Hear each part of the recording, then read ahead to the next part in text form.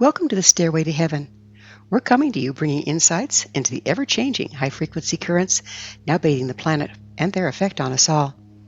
The source of vital information for the evolving human being. I'm Gwilda Wiyaka. Empowered by Earth Connection. The sun rises and sets as the Earth spins. The seasons come and go as she wobbles on her axis. No 2 days or seasons are ever the same, yet they've cycled without fail for millennia, ever enduring. There's nothing new under the sun, yet everything renews itself. As long as humans remained in sync with these cycles and with the way life works, they remained in balance and renewed also. Unfortunately, somewhere along the line, many humans decided they had a better idea. Why take your share in its season when you can have it all? In our greed and narcissism, we divorced ourselves from the earth, left the cycle of life, and created our own reality of steel, concrete, electronics, planes, trains, and automobiles. Now, I like my comfort as much as the next guy, but it's impossible to look around and not realize we've ridden this particular horse as far as it can go. We're now in a social, economic, and environmental crisis with no good solutions in sight. The earth struggles under the strain of our artificial lifestyles, as do all things living upon her surface and below, including human beings. From air pollution to fracking, EMFs, miles of plastic in the ocean, and species going extinct daily, the damage from our short-sightedness is glaringly obvious. It's becoming clear that unless we return to some semblance of balance, our days are numbered. This imbalance has gone on for generations. Many of us are clueless as to what it means to be in balance. Ironically, while we become increasingly disconnected, our health, well-being, personal power, wisdom, relationship to all that is dependent upon a solid, grounded earth alignment. How can we find our path home to all of our relations and live in balance once again? How can we reconnect with the earth and through her the power of the universe? Where can we find the knowledge and guidance we need to live in synchronistic harmony and the natural power to be found therein? To achieve this seemingly Herculean undertaking, it's necessary to understand more about the nature of Earth and galactic connection as it relates to human beings. Bear with me while I briefly wax scientific. Let's start with the concept of the torus. By definition, a torus is a surface generated by a closed curve, rotating around but never intersecting or containing a vertical axis in its own plane. There is much speculation that under the right circumstances, toroidal fields have the potential of perpetual motion. The galaxy, stars, and all the planets each spin, creating an electromagnetic field around their surface. These electromagnetic fields are in the form of tori and extend well beyond the body creating them, interfacing with other heavenly bodies. Everywhere the electromagnetic field of one body crosses another, crossover points, or, as NASA refers to them, X-points, are created. Information in the form of frequency is exchanged at these X-points and transmitted back to the bodies that created the original field, be they a planet, a sun, or any number of other things. Closer to home, as the Earth spins on her axis and around her iron core, she also creates an electromagnetic field, as does our sun. The human heart pumps blood in a spiral configuration. The blood contains red blood cells, which contain iron. This creates the toroidal or electromagnetic field around the human body. The electromagnetic field of the human body interfaces with that of the Earth. The Earth interacts with the sun and other planets, and the sun with the galaxy. This is the basis behind astrological influences, but that's a topic for another episode. There's a constant influx of frequency information traveling back and forth from the various X-points. This information enables everything to remain in balance with everything else and the fluctuating nature of the universe, the circle of life. As far back as we have recorded history, humans have had ceremonies and practices designed to rebalance in order to maintain this connection. Massive, intricate structures were built, such as Stonehenge, the pyramids, and the mounds, that use the rising sun on the spring equinox to orient the people to the current cycles every year. This was achieved by performing ceremony at each time on the spring equinox, as measured by the position of the sun in relationship to the structures. Even our present-day holidays originated with these practices and to this day fall on or close to the equinoxes and solstices. The purpose of these ceremonies was to maintain connection with the Earth and galactic forces and be supported by them. As long as we remain in balance with the Earth, we remain in balance with life and all that is. When in sync with these cycles, we're going with the flow and supported by it. When we lose connection with the cycles of life, we become out of balance. This results in running against the flow, and eventually we're worn down by it. After all, it is much larger than we are.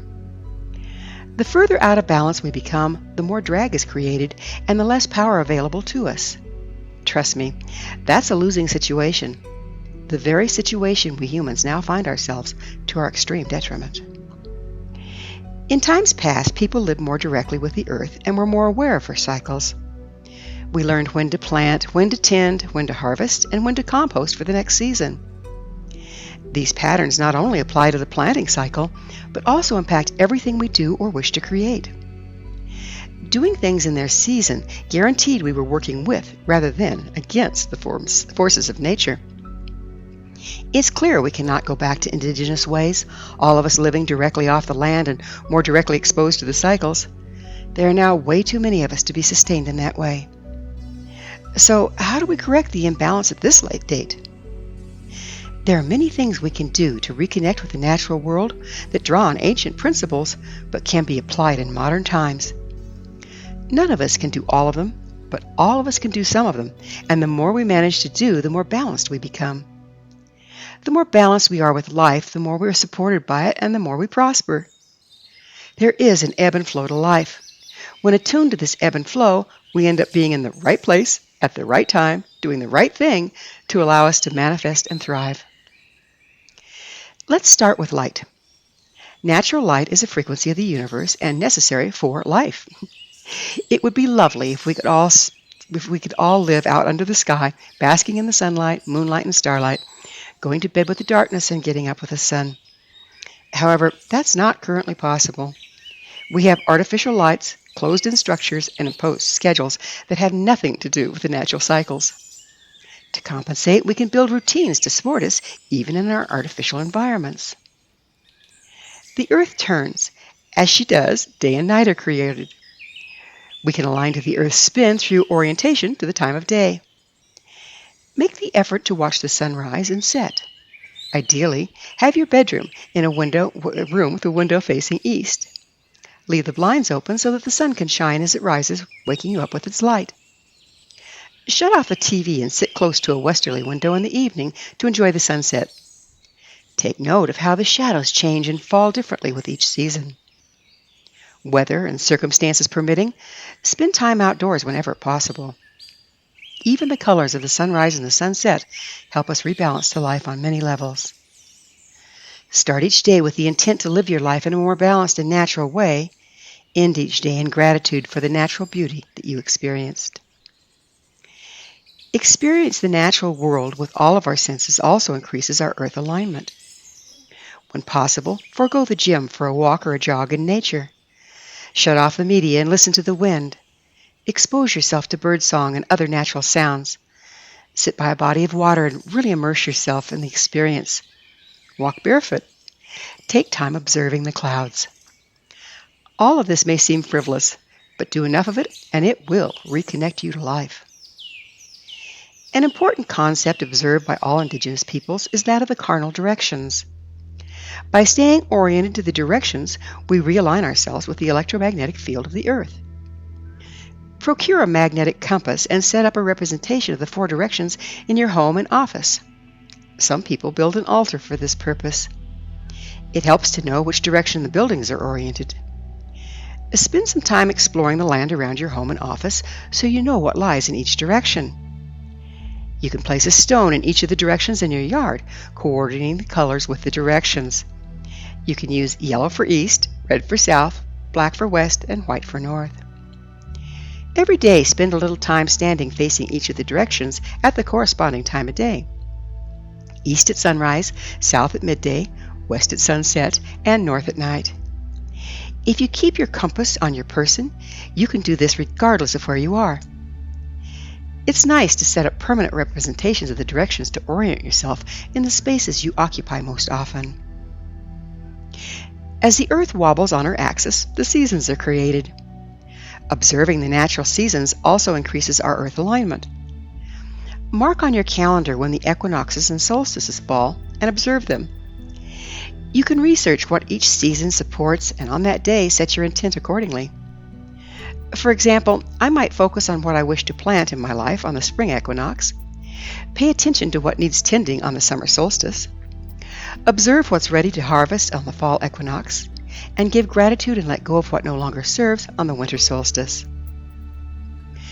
Food sustains our bodies and comes from the earth. We are what we eat, and furthermore, we are what we ate. Our food choices, the closer we stay to the way things present in nature, before humans got their grubby little hands on it, the better. Processed food takes it out of the natural order and kills and distorts it. You can't go wrong by ditching processed chemicalized food altogether. Ingesting food that's non-GMO, organically grown, harvested when ripe, grown locally, and consumed in its season, realigns our bodies with nature and our time and place within it.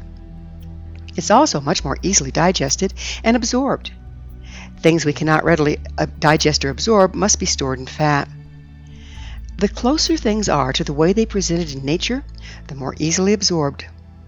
Absorbable food takes less to sustain us and contributes less to weight gain. The more alive and unprocessed our food, the higher frequency and the less frequency required to assimilate it. There is a point where the processed chemicalized, preserved food we consume takes more energy to assimilate and detox than we gain from eating it. We think we live in human bodies, but truth be told, less than 10% of our cells are human. The rest belong to symbiotic organisms that make up the community comprising the human body. The microbiome is just starting to be recognized as paramount to human balance and therefore health. The microbiome is also a major component of our immune system. Whole cultured foods support the microbiome. Antibiotics kill much of it, causing an imbalance in what remains. As an example, an overgrowth of candida is responsible for many illnesses today, including malabsorption, irritable bowel syndrome, fibromyalgia, and chronic fatigue. Be mindful that any animal products you consume come from grass-raised, grass-finished, and humanely handled sources. If you eat meat from traumatized animals, you're consuming trauma. If the animal was fed GMO grains, antibiotics, and hormones, you're incorporating the same imbalanced substance into your system, contributing to your own imbalance and that of your microbiome. Much of our problems began when we started viewing ourselves as something separate from our environment, losing sight of our relationship to the whole. We're like cells in the body of creation. When human cells become out of balance, our white blood cells destroy them. When there are more imbalanced disease cells than the body can mitigate, we become cancerous. At this point, humanity has become a cancer on the face of the earth, distorted, not participating in the balance and therefore the well-being of the whole. We're mutating out of control, consuming much, and producing toxic waste. We need to return to the cycle of life before life corrects itself by eliminating the cancer we've become. Alignment with the whole is paramount to survival. The solution is in our hands. By following the practices I've outlined, we can start to live more consciously and purposefully, in cooperation and coordination with the way life works. In so doing, everything we do will be enhanced. Soon, we'll discover and begin to correct other places where we're not in alignment with life. The day we start to see the natural world, rather than the media, as a source of truth and guidance, we'll be well on our way to winning the battle and re-entering the circle of life. Thank you for joining me, Gwilda Wiyaka, on the Stairway to Heaven, where we provide updates on the energetic currents facilitating our evolution into conscious, powerful co-creators. Until next time, may you be blessed on your sacred path to wholeness. We are here. The time is now.